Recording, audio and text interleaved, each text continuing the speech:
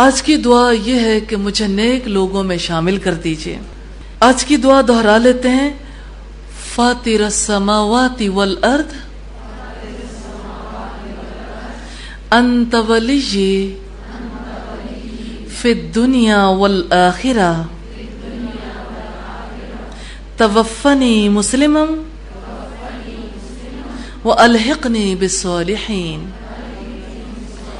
حضرت یوسف علیہ السلام کی دعا ہے، اے میرے رب تو نے مجھے حکومت بخشی اور مجھ کو باتوں کی تہ تک پہنچنا سکھایا۔ یہاں سے بات شروع ہوتی ہے، زمین و آسمان کے بنانے والے تو ہی دنیا اور آخرت میں میرا سرپرست ہے، میرا خاتمہ اسلام پر کر اور انجام کار مجھے صالحین کے ساتھ ملا دے۔